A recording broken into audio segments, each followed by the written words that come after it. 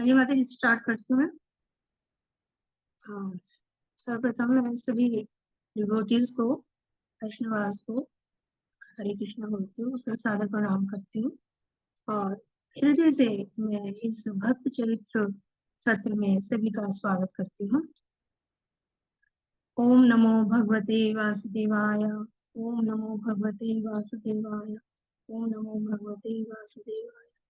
नारायणं नमस्कृतं नरं चैव नरोत्तमं देवीं सरस्वतीं व्यासं ततो जयमुदीरये।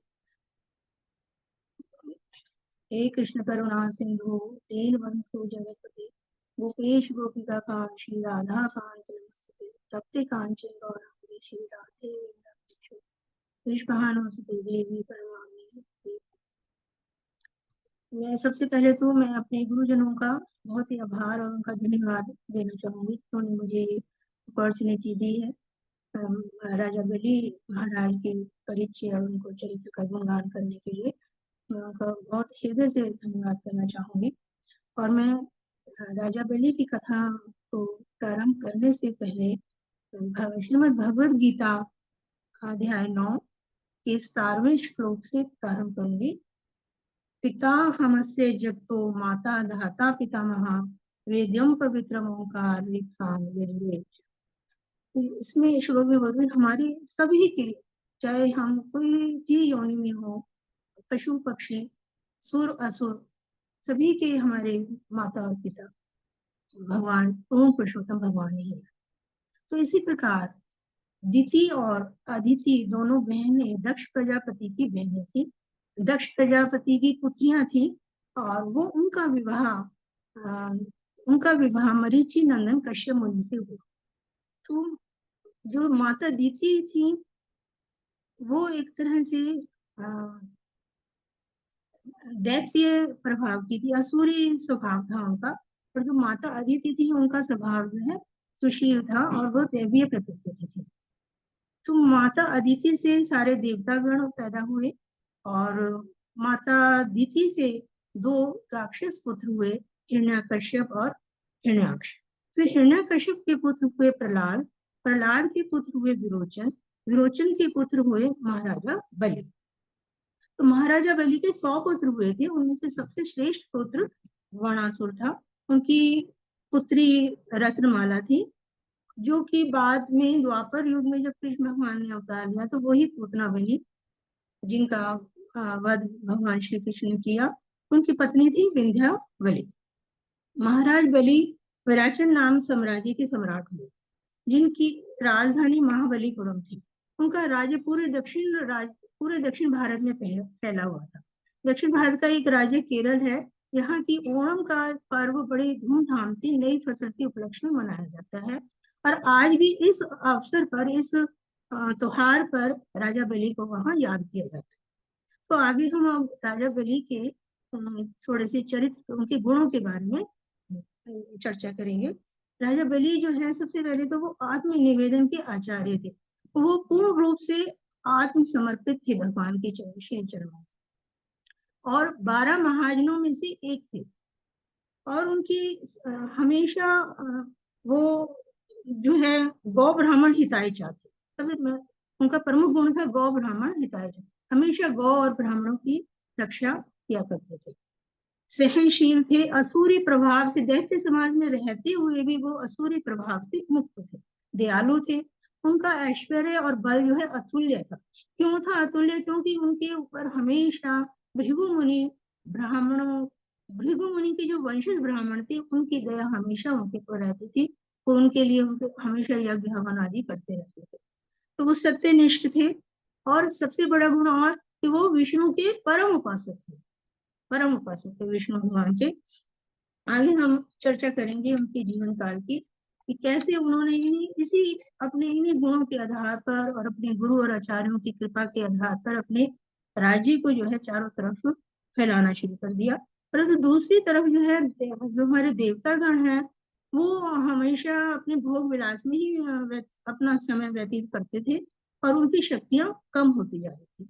और एक बात और भी थी कि वो लोग जो है दुर्वासा ऋषि से भी शापित हुआ। एक बार ऐसा कि दुर्वासा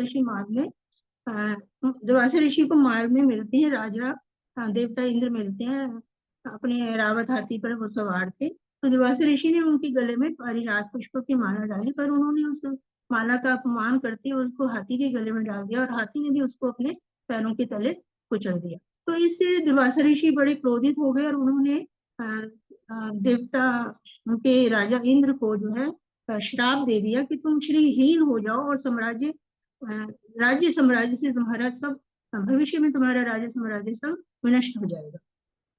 तो इस प्रकार जो है दोनों तरफ से एक तो उनको श्राप से, दुर्वासा ऋषि के श्राप से श्रापित थे, और दूसरी तरफ जो है दैत्यों की शक्तियां बढ़ती जा रही थी और वो लगातार उनके ऊपर सर्प युद्धों से आक्रमण करते रहते थे। तो वो दोनों तरफ से उनकी जो है दरिद्रता के भी प्रभाव में वो आ गए थे और वो अपने अनुष्ठान यज्ञ हवन आदि भी संपन्न नहीं कर पाते थे। तो इस प्रकार वो आपस में विचार विमर्श करती हैं कि हमारी जो है बहुत मतलब शुद्ध हो जाते हैं देवता जो है दोनों तरफ से ही। तो फिर वो ब्रह्मा जी के पास विचार विमर्श करके आपस में वो ब्रह्मा जी के पास सुमेरु पर्वत पे जाते हैं। ब्रह्मा जी देवताओं से मिलते हैं और वो कहते हैं कि हमारे सबके जो सहायक हैं, जो हम सबको शरण देने वाले हैं, हम सबके उद्गम हैं, वो सब भगवान श्री कृष्ण हैं, श्री हरि हैं। हमें उनकी ही शरण में जाना चाहिए। तो हम भगवान श्री हरि की शरण में जाएंगे। तो ब्रह्मा जी हैं जो सभी देवताओं को श्री हरि के धाम श्वेत द्वीप क्षीर सागर में ले जाते हैं। वहां पर ब्रह्मा जी जो है फिर भगवान श्री हरि की स्तुति करते हैं, हे परमेश्वर, हे अविकारी, असीम परम सत्य, आप ही हर वस्तु के उद्गम हैं, आप तीनों गुणों से परे हैं, भौतिक कल्मश से मुक्त हैं, आप ही अचिंत्य हैं, आप आराध्य हैं, सभी के स्वामी हैं। मैं आपको सादर नमस्कार करता हूँ, आप हमारी रक्षा कीजिए, हम आपकी शरण में आए हैं। तो इस प्रकार स्तुति करते हुए देवताओं ने और ब्रह्मा जी ने सबने मिलकर जब भगवान हरि की स्तुति की तो भगवान श्री हरि प्रकट होते हैं, उनके समक्ष प्रकट हो जाते हैं। तो स्वामी जी कह रहे हैं, सुखदेव गोस्वामी जी कह रहे हैं परीक्षित महाराज को कि ब्रह्मा और देवताओं की स्तुति करने के बाद वो भगवान श्री हरि एक साथ इस प्रकार से प्रकट होते हैं। उनका शारीरिक तेज इतना था कि जैसे कि 1000 सूर्य एक साथ ही उदय हो गए। तो भगवान तो अंतर्यामी है, उन्होंने देखा अपने समक्ष की ब्रह्मा जी और देवता आदि आए हुए हैं, तो वो उनका आने का प्रयोजन समझ गए कि किस उद्देश्य से ये आए। तो भगवान हरि भी समुद्र मंथन की लीला का आनंद उठाना चाहते थे। तो उन्होंने देवताओं से कहा कि तुम्हारा जो शत्रु है, इस समय उनका समय जो है बहुत ही उनके अनुकूल चल रहा है।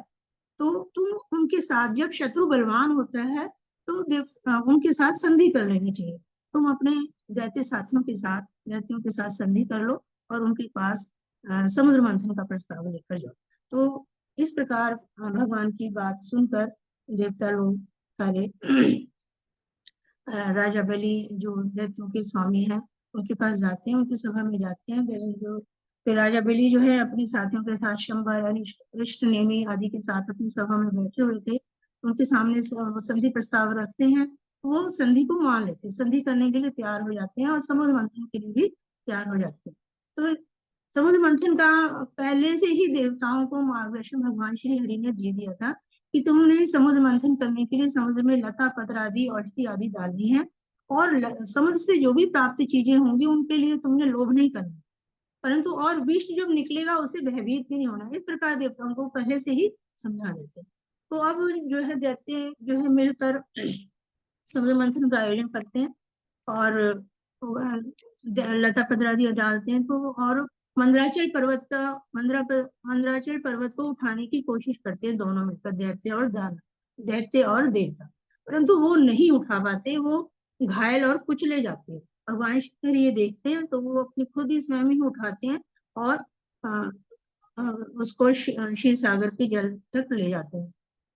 परंतु फिर वो भगवान श्री हरि जो है कूर्म का रूप, कच्छप का रूप धारण करके मंदराचल पर्वत को अपनी पीठ पर सवार कर लेते हैं, पीठ पर रख लेते हैं और फिर वासुकी जो सर्पों के राजा है उनको भी निमंत्रित करते हैं, ताकि मंदराचल पर्वत की चारों तरफ वो सुई रस्सी की तरह लपेट सके और समुद्र का मंथन कर सके। वासुकी को एक तरफ से देवता लोग पूंछ की तरफ से देवता लोग पकड़ते हैं और मुख की तरफ से सारे दैत्य पकड़ते हैं। इस प्रकार वो मंथन करने लगते हैं। और भगवान श्री हरि जो है सभी को प्रोत्साहित करने के लिए असुरों को, देवताओं को, दैत्यों को, तो दैत्यों में जो है रजोगुण के रूप में, और देवताओं में सद्गुण के रूप में, और वासुकी में तमोगुण के रूप में प्रविष्ट हो जाते हैं, ताकि इनकी शक्तियां बलवान हो। इस प्रकार वो समुद्र मंथन करने लगते हैं। तो समुद्र मंथन से सर्वप्रथम जो है विष निकलता है, और विष इतनी प्रबल रूप में चारों तरफ से फैलने लगता था, और उससे क्या होता है कि सारे जीव जंतु, पशु पक्षी, वनस्पति नष्ट होने लगती है, और पशु पक्षी आहत होने लगते हैं। तो सभी देवता और भगवान अपनी प्रार्थना लेके भगवान शिव के पास जाते हैं कैलाश पर्वत पर, कि इस तरह से समुद्र मंथन से विष से सभी आहत हैं, तो आप हमारी रक्षा कीजिए। तो भगवान शिव जो है उनकी बात मान लेते हैं कि ये तो जन कल्याण का काम है। वो अपनी पत्नी भगवानी से अनुमति लेते हुए विष का पान करने के लिए तैयार हो जाते हैं, और सारे विष को एक अपनी हथेली पे इकट्ठा करके विष का पान कर लेते हैं, और वो विष जो है उनके गले तक ही जाता है, आगे नहीं जाता है। इस प्रकार उनके गले में जो है एक नीली रेखा बन जाती है, जो कि एक तरह से लग रहा है कि उनका आभूषण ही है, नीली रेखा। तो इस प्रकार से वो एक विष पीने के बाद जब उनके गले में एक नीली रेखा बन गई, तो वो नीलकंठ कहलाए। इस प्रकार सभी देवता लोग, देवता जब गण भगवान शिव का धन्यवाद करते हैं, और वो अपनी कैलाश धाम को चले जाते हैं। आगे समुद्र मंथन से बहुत सी और वस्तुएं प्राप्त होती है। कामधेनु गाय निकलती है, जिसको कि ऋषि मुनियों ने ले लिया। उच्च श्रवा घोड़ा, जिनको बलि महाराज ने ले लिया। रावत हाथी निकलता है। कौस्तुभ मणि, पद्मराग मणि, जिनको भगवान श्री विष्णु ने अपने वक्ष स्थल की शोभा बनाया। पारिजात पुष्प, अप्सराएं आदि प्रकट हुई। माँ लक्ष्मी प्रकट होती हैं, अपने बिल्कुल ही सुंदर रूप में, मोहित रूप में प्रकट होती हैं, और वो पीले वस्त्रों में प्रकट होती हैं। वरुण देव जो है उनको कमल का फूल उनको अर्पित करते हैं। तो इस प्रकार से जो लक्ष्मी प्रकट हुई है, वो अपने वर को खोज रही हैं, वर की तलाश में। तो अपने वर के उनको कोई भी अपने योग्य वर नहीं दिखाई दे रहा है, तो वो उनको जब हरि दिखाई देते हैं, तो श्री हरि के गले में ही वो पुष्पों की माला डाल देती हैं, उनको ही योग्य पति स्वीकार करती हैं, और श्री हरि भी उनको अपने वक्षस्थल पर स्थान देते हैं। तो इस प्रकार सभी देवतागण विद्या, धर, चारण, गंधर्व आदि फूल बरसाने लगते हैं। तो फिर इसके बाद समुद्र मंथन से वारुणी प्रकट होती हैं, जो कि कमल नयना देवी हैं, जिनको कि बलि महाराज ने अपने अधिकार में ले लिया। इस प्रकार सुर और जो असुर है बड़ी प्रसन्नता से समुद्र मंथन के कार्य में लगे हुए थे। तो अचानक ही एक अत्यंत अद्भुत पुरुष प्रकट होता है, जिसकी आंखें लाल लाल थी, सांवला रंग था, उसकी भुजाएं बलिष्ठ और लंबी थी, और उसके हाथ में सोने का कलश जो कि अमृत से लबालब भरा हुआ। और उस कलश को देखते ही दैत्य जो है ललायत हो गए, और उन्होंने बलपूर्वक उस कलश को छीनना चाहा, और छीन ही लिया, और आपस में छीना छपटी करने लगे कलश के लिए। तो इस दृश्य को देखकर देवता जो है थोड़े से दुखी हो गए कि शायद पता नहीं हमें अमृत का पान करने को मिलेगा या नहीं। परंतु भगवान श्री हरि ने उन्हें सांत्वना दी कि मैं अमृत का पान तुम्हें ही कराऊंगा, और मैं उनको मोहग्रस्त कर दूंगा। तो इस प्रकार से भगवान श्री हरि जो है वैसे भी दैत्यों को अमृत का पान नहीं कराना चाहते थे, क्योंकि ये वो समझते हैं भगवान श्री हरि के कि वो मूर्खों वाला काम है, जैसे कि सर्प को दूध पिलाने। तो वो उनको पिलाना ही नहीं चाहते थे दैत्यों को अमृत। तो इस प्रकार से वो उनको मोहग्रस्त करते हैं, और अपना एक बिल्कुल सुंदर स्त्री का रूप बनाते हैं, रूप धारण करते हैं, मोहिनी रूप बनाते हैं। और मोहिनी रूप बनाते हैं जब भगवान श्री हरि, तो उस रूप को देखकर दैत्य जो है बहुत ही आकर्षित होते हैं, देवता भी आकर्षित होते हैं। किसी को नहीं पता चलता कि ये भगवान श्री हरि ही हैं, पर दैत्य बड़े आकर्षित होते हैं, उनमें कामाग्नि पैदा हो जाती है, और सभी दैत्य चाहते हैं कि ये हमारी पत्नी बने, और उसके पीछे पीछे पीछे चलते, और उससे मधुर वचनों, प्रेम भरे मधुर वचनों का वार्तालाप करते। तो और कहते हैं कि हम जो है एक ही पिता की संतान है, देवता और सुर, आप ही अमृत का वितरण कर दो, ये लो कलश आप ही संभालो और आप ही अमृत का वितरण कर दो। इस प्रकार भगवान श्री हरि जो मोहिनी रूप में थे, उन्होंने अमृत का कलश लिया और सारा अमृत जो है देवताओं को पिला दिया। परंतु धोखे से, मतलब एक दैत्य जो है राहु, वो देवताओं का रूप बनाकर देवताओं की पंक्ति में बैठ जाता है और उसने भी अमृत पानी शुरू कर देता है। परंतु तुरंत ही चंद्रमा और सूर्य जो है उनको, भगवान को सूचित करते हैं। भगवान एकदम उसका गला काट देते हैं। तो थोड़ा सा जो है अमृत उसके ऊपर वाले भाग में लगा रह जाता है, जिससे कि वो ग्रह बन जाता है। और आज भी वो प्रतिशोध के रूप में जो है राहु, चंद्रमा और सूर्य को पूर्णमासी और अमावस्या को ग्रस्त है। तो इस प्रकार भगवान श्री हरि सारे देवताओं को अमृत का पान कराकर अपने धाम चले जाते हैं। परंतु दैत्यों को तो अमृत मिला नहीं, तो इस बात से वो बड़े ही क्रोधित थे, बहुत ही क्रोधित थे, और उन्होंने युद्ध करना शुरू कर दिया देवताओं के साथ। तो प्रभुपाद जी यहाँ पर अपने श्लोक के तात्पर्य में कहते हैं कि हर युग में इस प्रकार के दोनों प्रकार के मनुष्य होते हैं, सुर और असुर, और वो निरंतर आपस में युद्ध करते रहते हैं। और ये युद्ध कैसे रुक सकता है कि जब दोनों पक्षों के बुद्धिमान लोग जो है कृष्ण भावना भावित हो और हरे कृष्ण मंत्र का जाप करें। तो इस प्रकार दैत्यों को जो है अमृत नहीं मिलने के कारण जो है अब जो दैत्यों के स्वामी विरोचन पुत्र राजा बलि जो है अपने विमान पर, बेआयास विमान पर अपने हथियारों के साथ सुसज्जित होते हैं और इस प्रकार से लग रहे थे अपने विमान पर बैठे हुए चंद्रमा की तरह शोभायमान हो रहे थे, और वो कभी प्रकट होते थे और कभी अप्रकट हो जाते थे।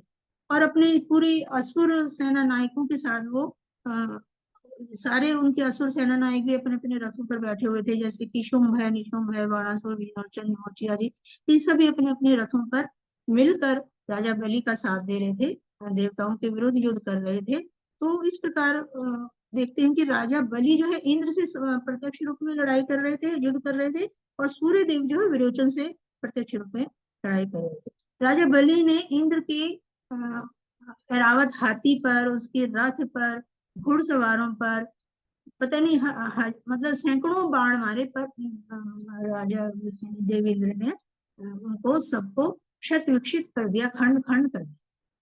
फिर राजा बलि जो है एक अग्निपुंज बाण इंद्र पर छोड़ते हैं, तो उसको भी इंद्र जो है खंड खंड कर देते हैं, खंड खंड कर देते हैं। इस प्रकार जो है राजा बलि जो है अपने दैत्य साथियों के साथ उन्हें मायावी शक्तियां छोड़ना शुरू कर देते हैं, मायावी तो आक्रमण कर देते हैं, विभिन्न तरह के हथियार मायावी शक्तियां छोड़ते हैं। तो उन मायावी शक्तियों से जो है देवता जो है शुद्ध हो जाते हैं, दुखी हो जाते हैं, उनका वो सामना नहीं कर पाते मायावी शक्तियों का। तो वो अपने भगवान श्री हरि को याद करते हैं और भगवान हरि तुरंत ही गरुड़ पर बैठे प्रकट हो जाते हैं। तो भगवान श्री हरि सभी देवताओं की सहायता करते हैं, सारे दैत्यों को है माली सुभाली आदि दैत्यों को सभी को मार भगाते हैं। और असुरों की इस प्रकार से भगवान श्री हरि के आने से उनकी शक्तियां विनष्ट भी हो जाती हैं। तो इस प्रकार से इंद्र जो है अब अपने विजय से गर्वित होकर वो राजा बलि को ललकारने लगता है। परंतु राजा बलि जो है उसके उत्तर में कहते हैं कि जो सभी लोग जो युद्ध भूमि में सनातन काल में के वश में हैं, वो अपने नियत कर्मों के अनुसार यश, विजय, पराजय तथा मृत्यु को प्राप्त करते हैं। तो जैसे कि भगवान श्री कृष्ण ने अर्जुन को उपदेश दिया था कि अशोच्यान वंशोच प्रज्ञावदांश भाष से नानु शोचंती पंडिता, कि तुम कोई बहुत विद्वान नहीं हो क्योंकि विषम परिस्थितियों में शोक करते हो और विजय पर हर्षित होते हो। तो इस प्रकार जो राजा बलि है वो इनको एक तरह से फटकार लगा रहे हैं कि तुम अपने विजय पर इतना गर्वित मत हो, इतना हर्षित नहीं हो, तुम कोई बहुत बुद्धिमानी वाली बात नहीं कर रहे हो। तो फिर से बलि महाराज फिर से अपनी शक्ति जुटाकर अपने बाणों को कान तक खींचकर फिर से एक बार इंद्र पर आक्रमण करते हैं। पर फिर इंद्र उन बाणों को भी काट डालता है। फिर जो इंद्र देवता के राजा इंद्र है, वो राजा बलि के ऊपर एक अपना अमोघ वज्र चलाते हैं, शक्तिशाली अमोघ वज्र चलाते हैं, जिस कारण की राजा बलि जो है अपने वाहन सहित नीचे गिर जाते हैं और गंभीर रूप से घायल हो जाते हैं। तो इस प्रकार जो बाकी के जो दैत्य होते हैं, जम्बासुर आदि, उनको भी इंद्र और उनके साथी देवता गण जो है मार भगाते, मार गिराते हैं। बल पाक है आदि देते हैं जो दैत्य गण है, उनको सभी को मार गिराते हैं। तो परंतु ब्रह्मा जी ये सब युद्ध का दृश्य देख रहे थे। उन्होंने नारद मुनि को संदेश दिया कि तुम जाके मेरा संदेश लेके जाओ युद्ध भूमि में और इस युद्ध को बंद कराओ, क्योंकि देवता गण पहले से ही अमृत का पान कर चुके हैं, उनको लक्ष्मी की भी कृपा प्राप्त हो चुकी है और वो भगवान श्री हरि की भुजाओं में संरक्षित है। तो अब जाके तुम युद्ध बनो। तो नारद मुनि ब्रह्मा जी का संदेश लेके जाते हैं और देवता सब नारद मुनि की बात को मानते हुए स्वर्ग को लौट जाते हैं, वो युद्ध बंद कर देते हैं। तो इस प्रकार जो बचे हुए दैत्य थे, नारद मुनि के आदेश से बचे हुए दैत्य थे, कुछ घायल थे, कुछ मृत थे। तो वो सब जो है राजा बलि थे, उन सबको राजा बलि को भी जो दैत्य बचे हुए थे उनको अस्तागिरी पर्वत पर ले जाते हैं, जहां पर की जो उनके गुरु शुक्राचार्य हैं वो अपने संजीवनी विद्या से, जो घायल थे उनको भी ठीक करते हैं, जो मृत हैं उनको भी जीवित कर देते हैं अपनी संजीवनी विद्या से। जब सब जीवित हो जाते हैं, राजा बलि महाराज भी जीवित हो जाते हैं, तो वो महसूस नहीं करते बिल्कुल भी, अपनी पराजय के ऊपर शोक नहीं करते, क्योंकि बलि महाराज जो है वैश्विक कार्यों में अत्यंत अनुभवी थे। वो पराजित होने पर भी उन्होंने कोई संताप नहीं किया। श्रील प्रभुपाद कह रहे हैं कि उन्होंने अपनी हार को जो है, अपनी पराजय को बिना संताप के स्वीकार किया, क्योंकि वो समझते थे कि बिना हरि की इच्छा के कुछ भी घटित नहीं होता, ये सब हरि की कृपा से ही हो रहा है जो भी हो रहा है। तो आगे अब राजा परीक्षित जो है श्री सुखदेव हमें से एक प्रश्न पूछते हैं। पहले भी उन्होंने प्रश्न पूछा था कि किस प्रकार समुद्र मंथन हुआ, वो सब का उत्तर उनको मिल गया, सुखदेव स्वामी ने दिया, इस पर जो मैंने अभी कथा सुनाई आपको। तो इस प्रकार अब फिर से प्रश्न पूछते हैं कि जो पुरुषोत्तम भगवान है वो प्रत्येक वस्तु के स्वामी हैं, और फिर भी उन्होंने निर्धन की तरह से 3 पग ही भूमि क्यों मांगी, और 3 पग भूमि मिलने पर भूमि ही क्यों मांगी, पर जब भूमि मिल गई तो बलि को उन्होंने बंदी क्यों बना दिया, ये जानने के लिए मैं बहुत ही उत्सुक हूँ। तो श्री सुखदेव स्वामी अपने इन्हीं प्रश्नों का उत्तर देते हुए आगे बताते हैं, कथा करते हैं, आगे कथा कहते हैं कि जो भृगु मुनि और उनके ब्राह्मण वंश से वो बहुत ही प्रसन्न थे राजा बलि से, क्योंकि राजा बलि जो है यज्ञ आदि करते रहते थे। तो जो इनके ब्राह्मण वंशज हैं भृगु मुनि के, वो राजा बलि से एक विश्व जीत यज्ञ करवाते हैं, ताकि इनकी शक्तियां जो है फिर से उनको प्राप्त हो सके। विश्व जीत यज्ञ कराने से उसकी अग्नि से एक इस तरह का रथ प्राप्त होता है, स्वर्ण रजित, स्वर्ण से जड़ित, स्वर्ण जड़ित रथ प्राप्त होता है, दैवीय रथ प्राप्त होता है, और नील घोड़े प्राप्त होते हैं, बिल्कुल इंद्र के घोड़ों के समान पीले रंग के घोड़े प्राप्त होते हैं। और एक ध्वजा प्राप्त होती है जिस पर की सिंह का चिन्ह होता है, कवच प्राप्त होता है, और एक कवच प्राप्त होता है, सुनहरा रंग का धनुष प्राप्त होता है। और राज महाराज भी एक नाम मुरझाने वाली माला उनको भेंट करते हैं, और उनके गुरु शुक्राचार्य शंख प्रदान करते हैं। इस प्रकार सभी भेंटों को लेकर सुसज्जित होकर जो है बलि महाराज जो है अपने ब्राह्मणों की कृपा से सबकी प्रदक्षिणा करके, नमस्कार करके, प्रहलाद महाराज को नमस्कार करते हुए, अपने सभी दैत्य साथियों को साथ में लेते हुए फिर से वो एक बार अपने पूरे तेज से, अपनी पूरी शक्ति से, अपने आदित्य शक्तियों से फिर से ऐश्वर्य, इंद्र की ऐश्वर्य नगरी इंद्रपुरी पर वो चढ़ाई कर देते। राजा बलि देखते हैं इंद्र की नगरी, तो ये तो बहुत ही मनोरम है। वो देखते हैं बाग बगीचे फूल फलों से भरे हुए हैं, जगह जगह पक्षी चहक रहे हैं, मोर नाच रहे हैं, नदियों में कल कल पानी बह रहा है, और जगह जगह अप्सराएं नृत्य गान कर रही हैं, संगीत का स्वर सुनाई दे रहा है, बहुत ही उनको इंद्रपुरी जो है मनोरम लगती है। तो परंतु सभी देवता जो है दैत्यों का एक तरह से ये बड़े उनके तेज को और उनके बल को देखकर उन्होंने बहुत ही प्रभावशाली और बड़ी शक्ति से आक्रमण किया। जब इंद्रपुरी में घुसे तो वो जो है भयभीत हो गए, इस चीज से भयभीत हो जाते हैं वो। तो वो अपने बृहस्पति महाराज से, अपने गुरु बृहस्पति के पास जाते हैं कि इस समय जो है हमारा जो शत्रु है बलि, दैत्यों के स्वामी जो बलि हैं, वो अपने बड़े नए उत्साह और आश्चर्यजनक शक्ति से अभी उन्होंने हमारे ऊपर आक्रमण किया है। हम उसके तेज का प्रतिशोध नहीं कर सकते। तो ये क्या कारण है, गुरु बृहस्पति से देवता लोग पूछते हैं क्या कारण है उनका जो उनको इतना तेज प्राप्त हुआ है, उनकी शक्तियां प्राप्त हुई हैं। तो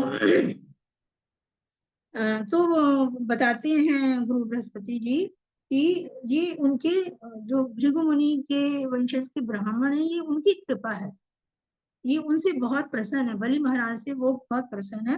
तो यहाँ पर शिला प्रभुपाद कहते हैं कि हम लोग जो मंगल आरती में रोज प्रार्थना करते हैं, यस्य प्रसादात भगवत प्रसादो यस्य प्रसादात न गति कुतोपि, मतलब कि गुरु की कृपा से, अगर गुरु की कृपा है तो वो प्रसन्न है, तो शिष्य को अधिकतर शक्तियां प्राप्त होते हैं। तो आगे फिर जो है बृहस्पति जो कहते हैं, देवताओं को समझाते हैं कि इस समय बलि जो है अपने सर्वोपरि ब्रह्म तेज से युक्त है, उनका समय अभी बहुत मतलब समय जो है उनके अनुकूल चल रहा है। तुम्हारे लिए अभी समय अनुकूल नहीं है, तुम अदृश्य हो जाओ, तुम जो है स्वर्ग लोक को छोड़ दो। इस तरह से उनका मार्गदर्शन करते हैं। तो वो, और वो साथ में सांत्वना भी देते हैं कि भविष्य में वो अपने गुरु की आज्ञा का अवहेलना करेंगे, उल्लंघन करेंगे, और फिर से उनका राज्य साम्राज्य फिर से नष्ट हो जाएगा। तो इस प्रकार जो है सब देवतागण जो है अपना जो है स्वर्गलोक को छोड़ देते हैं और इधर उधर छुप जाते हैं। तो छुप जाते हैं। तो जब वो छुप जाते हैं तो राजा बलि से उनके जो ब्राह्मण आचार्य आदि होते हैं उनसे 100 अश्वमेध यज्ञ कराने शुरू कर देते हैं, ताकि वो इंद्रासन पर जमे रहे, मतलब उनका ये आधिपत्य बना रहे इंद्र की नगरी को। तो जब ये समाचार मिलता है माता अदिति को, देवताओं की माता अदिति को, कि उनके देवता जो पुत्र है उनकी उनके स्वर्ग के राज्य पर, उनके देवताओं के स्वर्ग है जो राज्य है इंद्रपुरी है, उन्होंने बलि महाराज और उनके दैत्य साथियों ने उस पर आधिपत्य जमा लिया है, और उन वो अब छुप कर रह रहे, अदृश्य हो गए हैं, घर से विहीन हो गए हैं। बड़ा माता अदिति बड़ा ही शोकग्रस्त हो जाती है, और शोकग्रस्त हो जाती है। तो वो फिर जो कश्यप मुनि तो समाधि में थे, फिर एक बार समाधि से आते हैं तो आश्रम अदिति माता के आश्रम में आते हैं, तो वो देखते हैं कि आश्रम जो है बिल्कुल सुनसान पड़ा हुआ है, कहीं भी दीपक भी नहीं जला हुआ, कोई संगीत पर नहीं है। तो वो माता अदिति से विभिन्न प्रकार के प्रश्न पूछते हैं कि क्या बात है, तुमने किसी ब्राह्मण का अनादर तो नहीं कर दिया, कोई घर आए अतिथि को जलपान के लिए नहीं पूछा हो, तो या तुमने ये घी की अग्नि में घी की आहुति भी नहीं दी हुई है, क्या बात है, विभिन्न प्रकार के प्रश्न उनसे पूछते हैं। कि तो माता अदिति कहते हैं और तुमने कोई धर्म के प्रतिकूल कार्य तो नहीं कर दिया है। तो माता अदिति कहते हैं मैंने कोई धर्म के प्रतिकूल कार्य नहीं किया हुआ है। सारा वृत्तांत बताते हैं उनको कि तुम तो देवता और दैत्य दोनों के ही पिता हो, परंतु तुम्हारे देवता पुत्र अभी बहुत संकट में है, उनका सारा राज्य साम्राज्य छीन लिया गया है और दैत्यों ने कब्जा कर लिया है। तो कश्यप मुनि फिर माता अदिति को बोलते हैं कि तुम फिर भगवान श्री हरि की शरण में जाओ, उनकी पूजा आराधना करो। तो फिर माता अदिति पूछती हैं कि आप मुझे पूरा विधि विधान बताइए, मैं किस विधि विधान से उनकी पूजा करूं। तो कश्यप मुनि जो है कहते हैं कि मैंने भी संतान प्राप्ति के लिए ब्रह्मा जी ने मुझे पयोव्रत बताया था, तो आप भी ये इस पयोव्रत को करो। तो कश्यप मुनि उन्हें माता अदिति को पूरे इस व्रत की पूरी विधि विधान बताते हैं। ये शुक्ल पक्ष की द्वादशी तक इस व्रत में केवल दूध पीकर ही इस व्रत को करना होता है। दूध पर ही 12 दिनों तक, द्वादशी के 12 दिनों तक फागुन मास के शुक्ल पक्ष में द्वादशी तक 12 दिनों तक तो केवल दूध पर ही आश्रित रहकर इस व्रत को करना पड़ता है। तो इस प्रकार से कश्यप मुनि इस व्रत की पूरी विधि विधान बताते हैं माता दीदी को, और माता दीदी इस अनुष्ठान को पूरा करती हैं, व्रत को पूरा करती हैं। और कश्यप मुनि तपस्या एक तरफ तपस्या करना शुरू कर देते हैं। तो इस प्रकार जो है माता अदिति के समक्ष जो है पीताम्बर धारण किए हुए कुछ समय पश्चात जब उनका अनुष्ठान पूरा हो जाता है तो श्री हरि पूर्ण पुरुषोत्तम भगवान प्रकट होते हैं। तो माता अदिति जो है आंखों में अश्रु लिए उनके साथ को दंडवत प्रणाम करती हैं और स्तुति करती हैं कि आप तो समस्त यज्ञों और तपस्याओं के परम भोक्ता हैं, आप ही अंतर्यामी, आप परम पुरुष, परमेश्वर, परम नियंता हैं, आप ही तीनों लोकों के स्वामी हैं, आप सभी के आराध्य हैं, आप सभी के स्वामी हैं। तो आप मेरे देवता, वो उनको कहने की जरूरत नहीं पड़ती, भगवान श्री हरि जो है और माता अदिति के मन की बात को समझ जाते हैं कि फिर जो है श्री हरि कहते हैं कि इस समय भगवान श्री हरि ने देर नहीं लगाई उनकी बात को समझने में, और वो उन्होंने कहा कि इस समय जो है असुरों के जो प्रधान है वो अजय, उनको कोई नहीं जीत सकता, उनकी शक्तियां जो है बहुत प्रबल है, अद्वितीय शक्तियां उन्होंने प्राप्त की हैं, क्योंकि उनके जो ब्राह्मण है, आचार्य हैं, उनके ऊपर बहुत प्रसन्न है। तो इस प्रकार से परंतु मैं तुम्हारे व्रत के कार्य से और मुनि कश्यप की तपस्या से बहुत प्रसन्न हूँ, मैं भविष्य में तुम्हारे पुत्र के रूप में तुम्हें प्राप्त होगा, मैं तुम्हारा पुत्र बनना स्वीकार करूंगा, परंतु ये बात तुम्हें गोपनीय रखनी है, ये किसी को बतानी है। तो इस प्रकार माता अदिति जो है कश्यप मुनि के साथ चली जाती हैं, और कश्यप मुनि फिर महसूस करते हैं कि भगवान श्री हरि का स्पर्श उनके अंदर प्रविष्ट हो गया। तो कुछ समय के बाद माता अदिति के गर्भ से जो है माता अदिति के गर्भ से शुक्ल भाद्र मास की शुक्ल पक्ष की द्वादशी के दिन भगवान श्री हरि का पूर्ण पुरुषोत्तम भगवान अपने चतुर्भुज रूप में प्रकट होते हैं। वो अपने हाथों में कमल, शंख, चक्र, गदा हाथ लिए हुए थे और प्रकट होते हैं। तो माता सभी जो है देवतागण, अप्सराएं आदि जो है बड़ा खुशी प्रसन्न होते हैं। तो चारों तरफ जो है एक भगवान के प्रकट होने से उनके आश्रम का सारा अंधकार दूर हो जाता है, सारा अंधकार दूर हो जाता है, और चारों तरफ जो है संगीत बजने लगता है, सारे पक्षी जो है चहकने लगते हैं। तो माता अदिति और कश्यप मुनि भी अपने बालक को देखकर जो है बहुत ही प्रसन्न होते हैं, सारी तरफ वो शंख नगाड़े आदि बजवाते हैं। तो इस प्रकार, परंतु जो श्री हरि होते हैं, भगवान श्री हरि होते हैं, हरे कृष्णा। माता जी आवाज आ रही है आपको? जी माता जी, 2-3 टाइम हो गया है, तो 2-3 मिनट में माता जी आप कथा रैप अप कर दीजिए। जी बहुत लंबी कथा है तो। हाँ हाँ राइट। हाँ तो 2-3 मिनट में माता जी। दे दीजिए, मुझे थोड़ा टाइम दे दीजिए। माता जी सुबह का टाइम है ना सबका ऑफिस का, तो ये टाइम लिमिट है इस सेशंस की, तो 2-3 मिनट में शॉर्ट में माता जी आपको खत्म करना होगा। अच्छा अच्छा, तो मैं कहाँ पर थी? तो इस भगवान श्री हरि जो है शुरू ही चतुर्भुज रूप से अपना एक 5 वर्ष के बालक वामन रूप को धारण कर लेते हैं, वामन रूप धारण कर लेते हैं। वामन रूप धारण करते हैं तो वो ब्राह्मण लोग जो है उसका जन्म संस्कार कराते हैं, योग पवित्र संस्कार कराते हैं। योग पवित्र संस्कार कराते हैं तो सूर्य देव, बृहस्पति देव, कश्यप मुनि, माता पृथ्वी, चंद्र देव आदि उन्हें अनेक उपहार भेंट में देते हैं, जैसे कि सूर्य देव गायत्री मंत्र देते हैं, बृहस्पति देव जनेऊ देते हैं, कश्यप मुनि मोहिनी की मेखला देते हैं, माता पृथ्वी मृक्षियम देते हैं।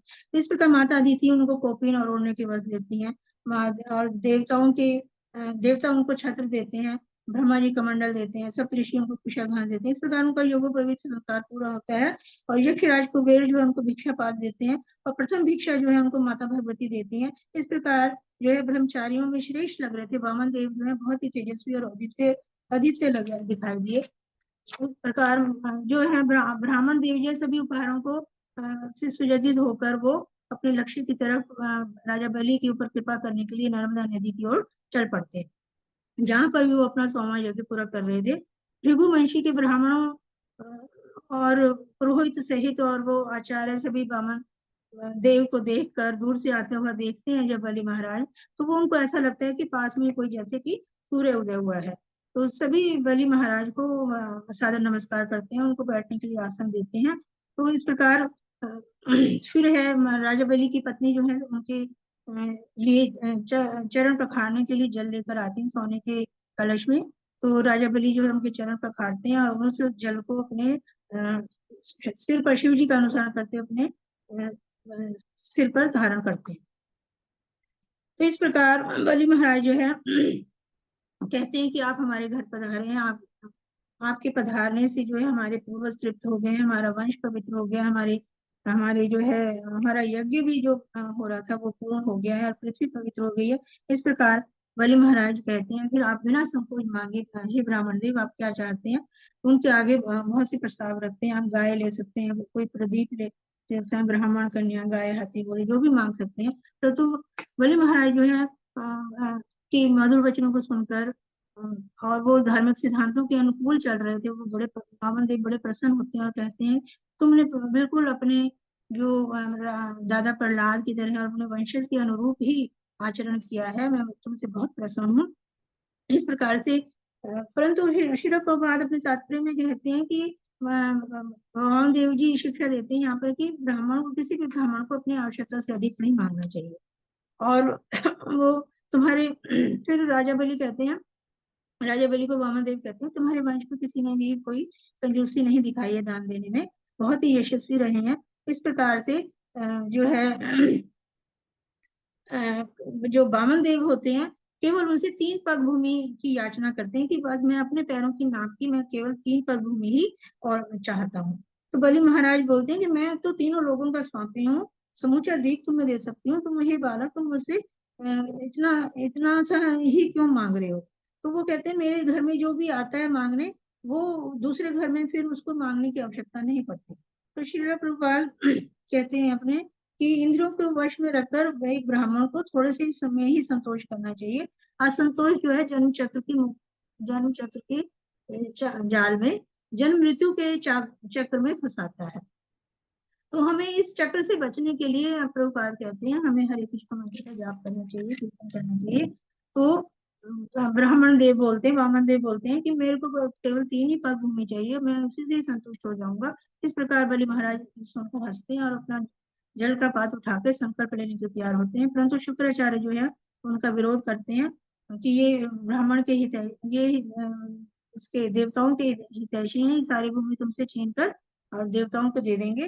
तो इस प्रकार परंतु वो देवताओं की अपने गुरु शुक्राचार्य की बात को नहीं मानते हैं उनका, क्योंकि वो कहते हैं मेरे घर द्वार पे जो ब्राह्मण आए हैं मैं उनकी सेवा करना चाहता हूँ, मन कर्म और मन से उनको प्रसन्न करना चाहते थे। परंतु शुक्राचार्य इस बात को नहीं समझ रहे थे। बलि महाराज बोलते हैं शुक्राचार्य को कि मैं गृहस्थी हूँ, धर्म के अनुकूल ही चलूंगा, पृथ्वी भी झूठ का बोझ सहन नहीं करती है, तो मैं किसी भी ब्राह्मण को ठग नहीं सकता। तो इसलिए उन्होंने दधीची और शिवी आदि महापुरुषों का भी उदाहरण दिया कि उन्होंने भी जन कल्याण के लिए अपना सर्वस्व त्याग दिया था। तो इस प्रकार वो जो है शुक्राचार्य अपने गुरु की बात नहीं मानते हैं। तो यहाँ पे चक्रवर्ती ठाकुर जी कहते हैं एक श्लोक में कि बलि महाराज जो है बड़े श्रेष्ठ विद्वान थे, वो श्रेष्ठ पंडित भी उनकी पूजा किया करते थे और इसी इसी लिए उनकी शक्तियां इतनी प्रबल थी कि वो अपने गुरु का आज्ञा का उल्लंघन कर सके। और भगवान विष्णु जिसकी परवाह करते हो तो वह समस्त ऐश्वर्य से वंचित हो ही नहीं सकता। बलि महाराज के इस निर्णय को देखकर सारे गंधर्व देवता चारण विद्याधर आदि जो प्रसन्न हुए फूल आदि बरसाने लगे। जो गंधर्व हैं किन्नर आदियों ने दिंदोभिया नगाड़े आदि बजाने शुरू कर दिया।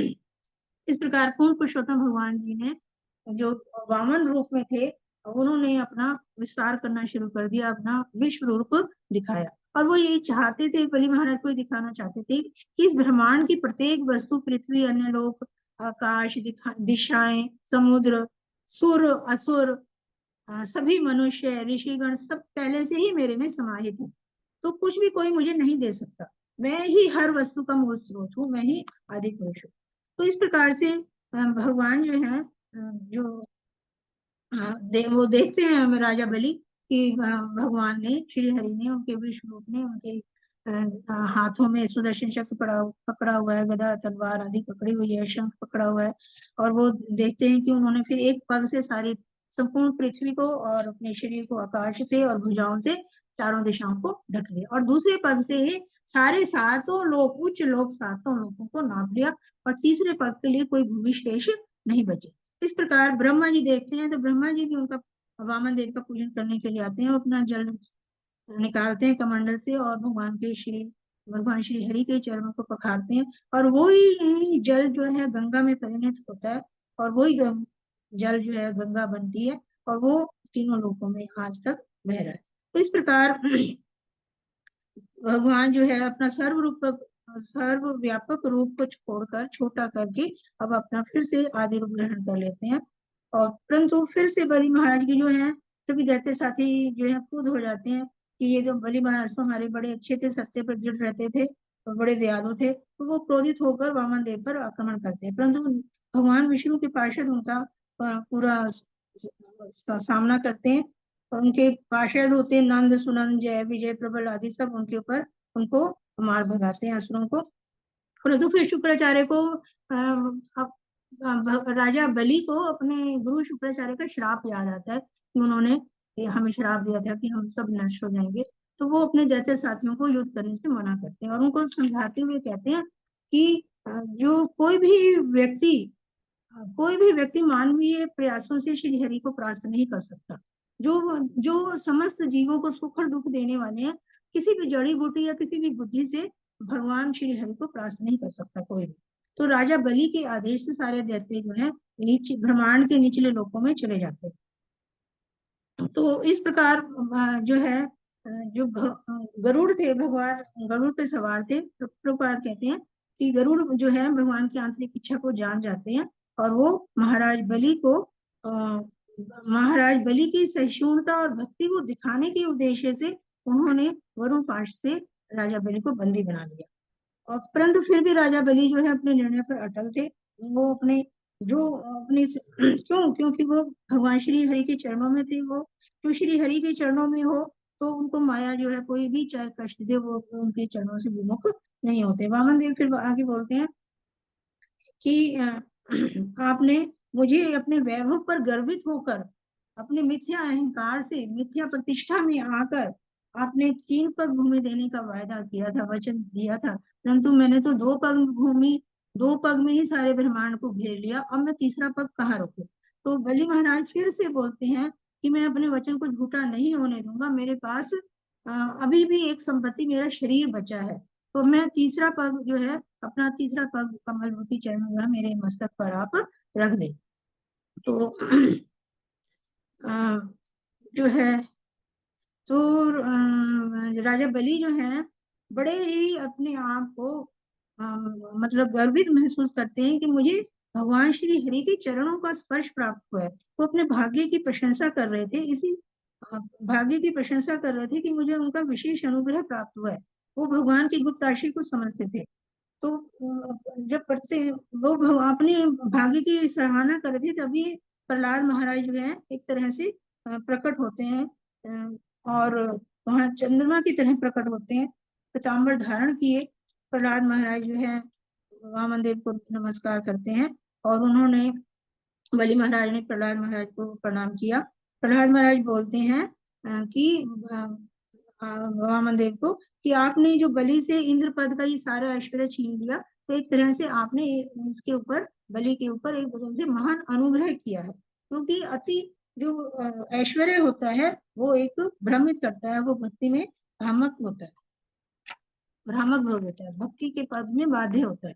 तो इस प्रकार जब बलि महाराज की पत्नी भी ये सुनती है कि उनके पति को बंदी बना लिया गया है, वो भी बहुत दुखी होती है, और वो फिर वामन देव जो इंद्र के छोटे भाई को नमस्कार करती हैं। प्रभुपाद अपने तात्पर्य में बोलते हैं कि राजा बलि की जो पत्नी थी वो बहुत ही बुद्धिमती थी। वो कहती है कि मेरे पति को नहीं पता कि ये सारी संपत्ति जिसको वो अपना मान रहे हैं, ये सब पूर्ण पुरुषोत्तम भगवान की है, ये तो शरीर भी उनका भी नहीं है, ये शरीर भी उनका नहीं है। तो वो इस प्रकार से कहती है मेरे पति जो है उनको असुर दीर्घ काल से असुरी मनोवृत्ति में के कारण वो नहीं समझ पाए हैं कि ये संपत्ति जो है सारी पूर्ण पुरुषोत्तम भगवान के और अपना आधिपत्य इस पर जमाए हुए हैं, क्योंकि वो अपना ये सब कुछ देकर अपने अपयश से बचना चाहते हैं, अपकीर्ति से बचना चाहते हैं। तो इस प्रकार ब्रह्मा जी भी फिर बलि को छोड़ने की प्रार्थना करते हैं कि आप, और स्तुति करते हैं कि आप समस्त जीवों के हितैषी हैं, कि अब पर्याप्त दंड पा चुका है बलि, अब इसको छोड़ दिया जाए। तो फिर पूर्ण पुरुषोत्तम भगवान बोलते हैं कि जो भौतिक ऐश्वर्यों के कारण मूर्ख व्यक्ति होते हैं, मंद बुद्धि होते हैं, और वो पागल हो जाते हैं अपने ऐश्वर्यों के कारण, और वो किसी का सम्मान भी नहीं करते, और वो मेरी सत्ता की भी अवहेलना करते हैं। तो सर्वप्रथम मैं क्या करता हूँ कि उनकी सारी संपत्ति छीनकर उन पर विशेष अनुग्रह करता हूँ। तो इसी तरह से उन्होंने अपने जो भक्त था बलि महाराज, उन पर उसका सारा धन ऐश्वर्य छीन लिया, सारी संपत्ति छीन ली।